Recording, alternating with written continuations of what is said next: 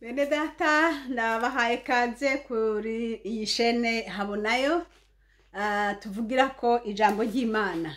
Imana ishimwe data kuko yasuye kuvyemera kugira ngo dusuye kumva ijambo ryayo. Hanyuma uwo muri kumwe ni Françoise Habonayo. Nsuye gushimira Imana kuko yongeye kungirira ubuntu kugira ngo nganire namwe ku ijambo ryayo. Rero rimwe na rimwe muze muntunga ntimwibaze ngo ndateba kubarungikira ubutumwa, ariko si guteba nuko gusa mba ndindiriye ico data agira mbwire.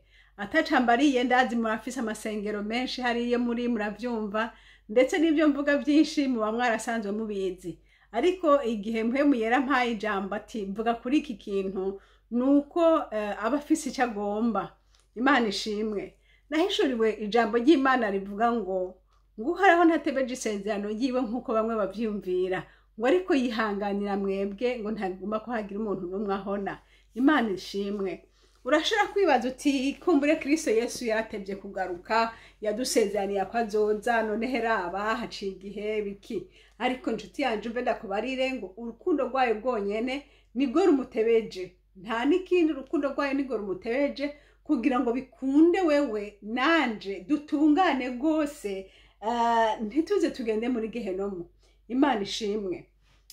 Nukuri ndagomba kubwira umuntu uwo ari we wese yamenye Imana, usenge cane kugira ngo data wo mwijuru aguhishurire ikintu cose ntihagire na kimwe cyo gutangira kwinjira mu bwami.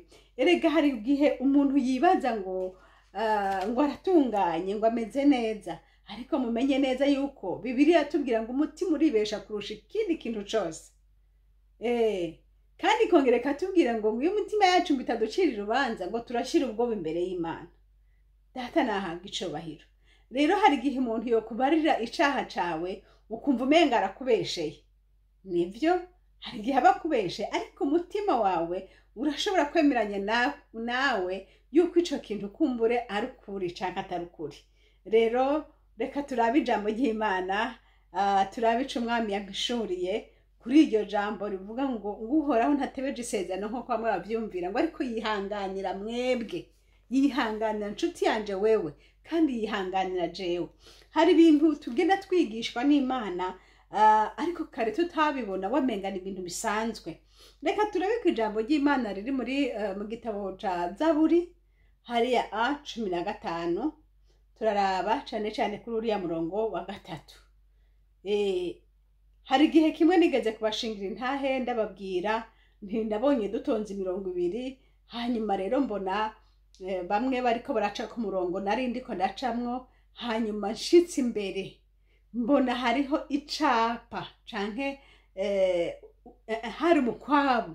Umuntu wese aciye ngaho bagaca baraba kuri liste yuko arimwo canke atarimwo. Narabonye abantu baciyeho bararaba basanga kuri liste ntibarimwo, baca babashira iruhande. Hanyuma nanje ngirirwa ubuntu mfise ubwoba bwinshi, nshikaho hantu nanje baraba kuri liste baca basanga ndimwo, baca bambwira gutya ngo rengana.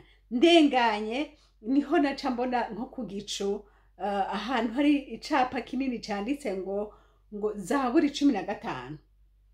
Nshuti yanje, iyi Zaburi 15 turasanzwe tuyimenyereye cane. Ni ya nkuru ivuga ngo ni bande bazoduga ku ngo, mbega ni bande bazogenda ku musozi w'uhoraho, ni bande bazokwemererwa kwinjira hera h'uhoraho, ni bande. Murashishikara muhisomere murabe Bibiliya, ariko jewe ngomba kuvuga kuri uyu murongo wa 3. Ku murongo wa 3 mu Kirundi haravuga ngo duhereye ku murongo wa mbere, uhoraho ninde azosembera mu ihema ryawe, ninde azogerera ku musozi wawe wera. Ku murongo wa 2, nugendera mu bitunganye, agakora ivyo kugororoka, akavuga ukuri mu mutima wiwe. Kuwa 3 rero, utarementanisha ururimi rwiwe, ntagirire nabi mugenzi we, ntakazi inkuru y'umubanyi wiwe. Niri jambo ntagomba guhagararamwe.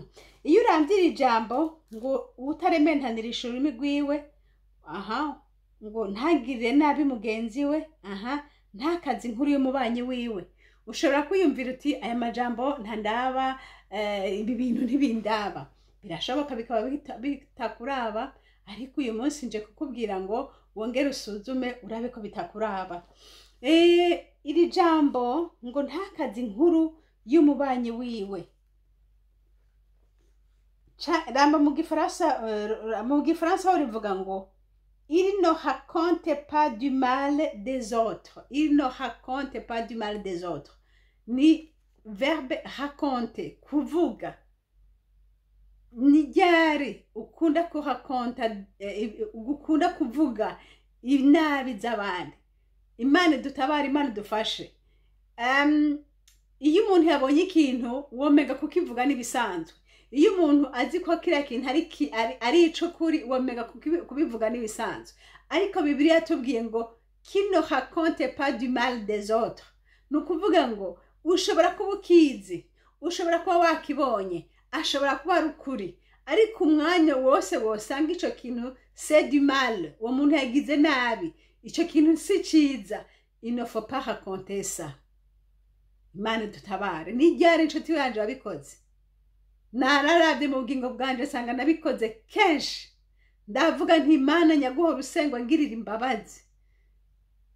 Urumva nawe inshuti yanje je imbere y'Imana urabe kangahe tu racontes du mal des autres. Si ukuvuga ko ububeshi oya, ariko kangahe muhuye n'umugenzi wavuga uti wamenye mbega urabizi uyu munsi naka bamusohoye mu nzu yabuze amafaranga yo kuriha. Aho none uvuze iki? Ushatse kumuterere gufasha bamuterere cyangwa ngombye ko kumusevya gusa kumumaramaza? Canke naho ugasanga uravuze ikintu mbega urabizi naka bamufatanye n'umugore mukanaka ibara mu pasiteri muzima ibiki n'ibiki. Ibyo byose bashobora kuba bamufasha nivyo. None ibyo uvuze ugomba bagira iki kuri uyo muntu? Bamusengere sawa, ugomba donc kugira ngo gusa unezerwe no kuhakonta. Mwene data inshuti yanje uri kurankurikira uyu munsi nje kukubwira wihane. Iri jambo rigukore ko nanje ryankoze ko wihane nawe. Uru rurimi rutugora cyane, kandi kuvuga ico twabonye canke tubuzi womega nta caha birimo, ariko Bibiliya iravuga ngo ubuza kwemererwa kugenda hariya n'uburangwa n'urukundo. Ubwo rukundo rero rugutera gufuka mugenza wawe, ubwo rukundo rugutera kudafukura inabi y'uwundi. Data tubabarire cyane. Hari Imana ikwiye kudufasha kandi mpwemu yera ashishikaye gusesangura. Hari umunsi rero igihe iri jambo Yesu yari mpishurira, nari turiko turaganira n'abana banje muhira. Hama rero nsanga ndiko ndababwira nti mbega murazi naka, ndababwira uwundi mwana bavukana nti naka ntiyagize ukuntu yanse kugenda kwishuri uyu munsi yiririshije ngo babara ukuguru. Urumva ndiko ndamuvuga mbwira abandi, ariko umwana siho yarari, yapfuye gushika gusa. Babandi abandi baca bamubwira ngo ngo vugasha, ngo vuga ingene wasivye kwishuri ngo ukabesha ngo gwaye ukuguru. Nanje sharatanga mbega baciye babivuga. Imana ishirampishurira aho ishirampishurira. Aterega n'icaha wabivugiye iki? Iyo washaka kubivuga wari kumuhamagara akaba hari, akaba ariko aravyumva. Ariko ijambo qui ne raconte pas du mal des autres. Uzi ko hari ikintu kibi wavuze. Usenga Imana data wa twese kugire neza, uwo wavuze nabi akuvuge. Abivuge bya bindi wavuga kugira ngo bikunde wihane. Kuko abantu benshi wibaza ngo kubera ko yakubikiye secret wavuze yahoze yakiriye nivyo, ariko ko yatabivuze nta mutima ugucirira ubanza ko wacumuye. Ariko umunsi azobivuga niwo munsi uzomya ko wacumuye. Wari ukwiye kubivuga yumva cyangwa ukabihora. Nuko rero bene data twihane. Niba tugomba kuja mu ijuru vy'ukuri twihane iri jambo yitwa usengenyagi. Mu Giswahili niho babivuga neza ngo ni usengenyagi. Kuvuga abandi, raconter du mal des autres. Uhoraho adufashe, twahawe kuja mu ijuru, twagira ubuntu n'Imana. Rero natwe twihane ikintu citwa kuvuga abandi. Hari ikindi kintu bita kukuza inkuru. ukavuga inkuru utazi ngo numvise bambwiye ngo ukumva kuri iki gihe cyoco Imana itubabarire ku ma YouTube baravuga inkuru kumva umenga nukuri kandi atari ukuri. Yesu adufasha. Nuko rero Yesu abahezagire mwese. Mwari kumwe na Françoise Habonayo.